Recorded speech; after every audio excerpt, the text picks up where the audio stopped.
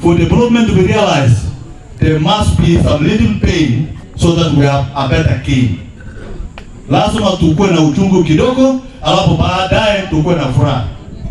We as a country must learn to live within our means. There is no World Bank, there is no IMF that shall develop Africa. Never.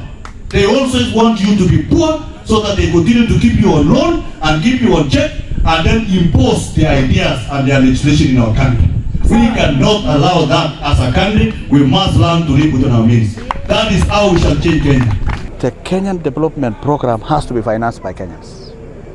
During the Kibaki's time, we were financing our budget by 95% of our revenue as a country. So I was explaining to you that look at the deficit. That deficit is equivalent to the money for development. So if we don't bridge that gap, then you don't have any development. So how do you bridge that gap? You have to get revenue. Where do you get the revenue? From ourselves. Simple. Ni sisi wenyewe tujitoe, tulipe ushuru, tujitegemee kama nchi.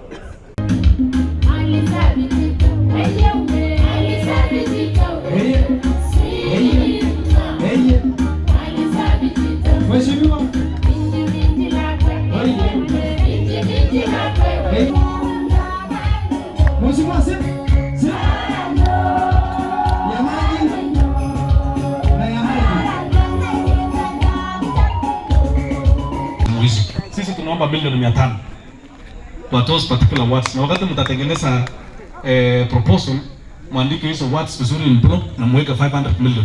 Assembly yetu ya Baringo, Madam Chamatian, wana habari mko hapa. Tumekuwa na special sitting ya supplementary budget.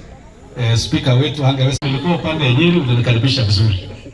Na kwa hivyo nataka muombe list moja ya zile vitu tunataka tuweke kwa supplementary budget ndio muweze kutatua zile shida.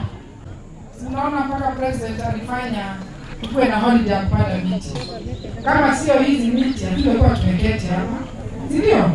Itokee Tengesi. Hapo tutakuwa tumeconnect North, Baringo South, kuanzia the bridge all the way mpaka pale chini. That is a long-term solution instead of doing river training. Kwa hayo mengi, upande ya East tuko na Mkutani, tuko na Harabal na Wasekesi. We also need to do other dams along that. Jambo la pili ni mambo ya flooding. Mambo ya flooding tuko na maono tofauti. Kuna nataka kusema tunapika maji ya Lake Baringo. Mimi nataka kuomba kamati ya bajeti